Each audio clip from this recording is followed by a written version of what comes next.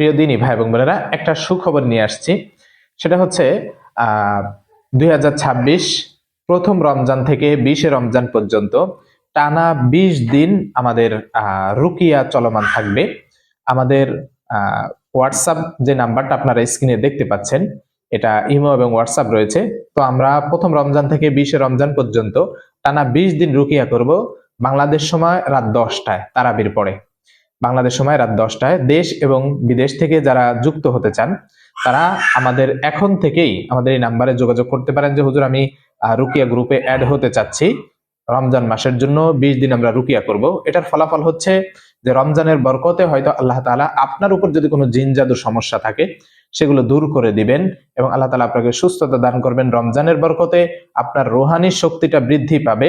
পাশাপাশি আমরা প্রতিদিন চেষ্টা করব একটা করে আমল দেওয়ার জন্য, যেগুলো আপনি খুব সহজে যেগুলো আপনি নোট করে রাখতে পারেন। এটা আপনার জীবনের জন্য খুবই গুরুত্বপূর্ণ একটা বিষয় হয়ে দাঁড়াতে পারে। আসসালামু আলাইকুম রহমতুল্লাহি ওয়া বারাকাতুহু। প্রিয় দিনী ভাই এবং বোনেরা, আজকে এমন শক্তিশালী একটি আমলের বিষয় নিয়ে আলোচনা করব। সেটা হচ্ছে রিজিকে বাধা। আপনার যদি কাজকর্ম অথবা রিজিকে বাধা তৈরি করে, মানুষ বিভিন্ন সময় মানুষের ক্ষতি চায়, এটাই স্বাভাবিক। আমাদের সমাজে বর্তমানে এমন হয়ে দাঁড়িয়েছে যে সামান্য একটু কথার কারণে এদিক সেদিক হলেই জাদুকুফরি করে দেয়, কবিরাজ তান্ত্রিকের কাছে চলে যায়, যে এরপরে জাদুকুফরি করে দেয়, তার রিজিকের বাধা, লেখাপড়ায় বাধা, বিভিন্ন কাজকর্মে বাধা তৈরি করে এই জাদুর মাধ্যমে। তো এইগুলো থেকে আপনি পরিত্রাণ কিভাবে পাবেন, এগুলো থেকে বাঁচার উপায়টা কি? এই জন্য সহজ কিছু আমল আজকে আমি বলে দিচ্ছি। প্রতিনিয়ত এই আমলগুলো যদি করতে পারেন, ইনশাআল্লাহ দেখবেন যে আপনার রিজিকের বাধা বা রিজিকের উপরে যে জাদু কুফরি করে রেখেছে এগুলো কেটে যাবে এবং পাশাপাশি আল্লাহ তাআলা আপনাকে অবশ্যই অবশ্যই সফলতার মুখ দেখাবেন। তার জন্য কয়েকটা আমল রয়েছে। কয়েকটা আমলের মধ্যে প্রথমত আপনার এটা নিয়ত করতে হবে যে আল্লাহ, আপনি আমাকে আপনার কোরআনের শক্তি দিয়ে যত প্রকার আমাকে বাধাগ্রস্ত করা হচ্ছে, সেটা কুফরি বা এই ধরনের যাবতীয় জিন বা কুফরি দিয়ে চালান করে আমাকে যদি বাধা তৈরি করে, আপনার কোরআনের শক্তি দিয়ে সেগুলো ধ্বংস করে দেন। এভাবে আপনি নিয়ত করবেন। আপনার নামাজ কালাম ঠিক রাখতে হবে, হালাল খানাপিনা খাবেন, হালাল কাপড় পরিধান করবেন, এগুলো ঠিক রাখবেন, গুনাহগুলো ছেড়ে দিবেন। দেখবেন যে এই আমলের বদৌলতে অর্ধেক আপনার এই সমস্যাটা দূর হয়ে যাবে। পাশাপাশি আর যে আমলটা করবেন সেটা হচ্ছে 5 ওয়াক্ত নামাজের পরে কমপক্ষে কমপক্ষে 100 বার করে দুরূদ শরীফ। দুরূদ বিভিন্ন প্রকার রয়েছে, আপনি যদি একবারে ছোট দুরূদ পড়েন সেটাও হবে সাল্লাল্লাহু আলাইহি ওয়াসাল্লাম, এটা 100 বার পড়বেন। ইস্তেগফার বড়টা না পড়ে ছোটটাও যদি পড়তে চান সেটাও পড়তে পারেন, আস্তাগফিরুল্লাহ। তাহলে 5 ওয়াক্ত নামাজের পরে 100 বার দুরূদ শরীফ, 100 বার ইস্তেগফার।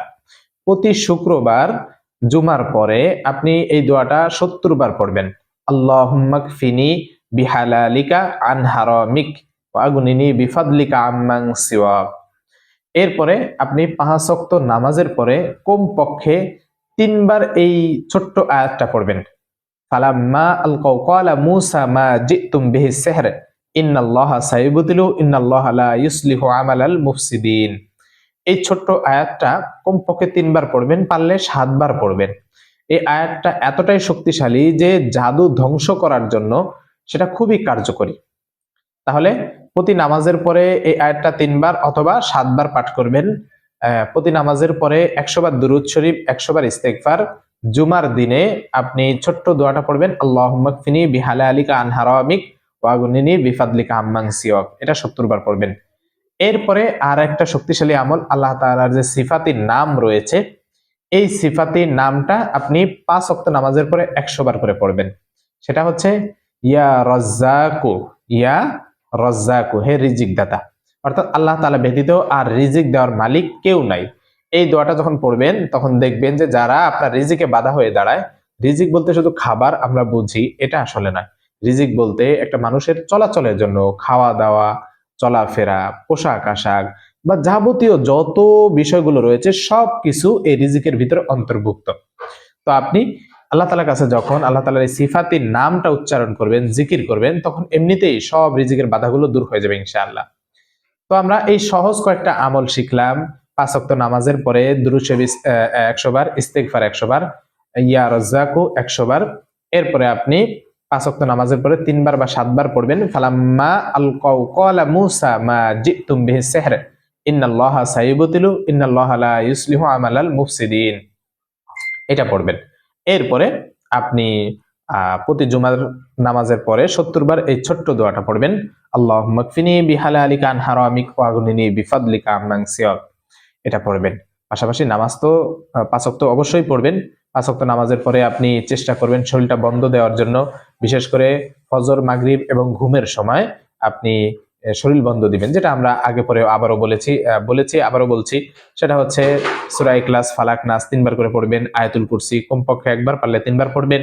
হাদিসে বর্ণিত 2টি দোয়া রয়েছে, এই 2টি দোয়া পড়বেন। বিসমিল্লাহিল্লাযী লা ইয়াদুররু মা ইসমিহি শাইউন ফিল আরদি ওয়ালা ফিস সামাই ওয়া হুয়াস সামিউল আলিম। এরপরে আউযু বিকালিমাতিল্লাহিত তাম্মা মিন কুল্লি শাইতানি ওয়া হাম্মা ওয়া মিন কুল্লি আইনিন লাম্মা। এই আমলগুলো করে করে আপনি যদি নিয়মিত এটা চলমান রাখেন, আশা করা যায় যে অতি দ্রুতই আপনার রিজিকের বাধা যারা তৈরি করে, চাকরি বাকরি, ব্যবসা বাণিজ্য, কাজকর্ম যারা বন্ধ করে দেওয়ার চেষ্টা করে, তারাই উল্টো এই জাদুতে আক্রান্ত হবে ইনশাআল্লাহ। আল্লাহ তাআলা আমাদের সকলকে এই ধরনের রিজিকের বাধা থেকে হেফাজত করুন, সকল প্রকার জাদু থেকে হেফাজত করুন। আমিন ওয়া আখিরু দাওয়ানা আলহামদুলিল্লাহি রাব্বিল আলামিন।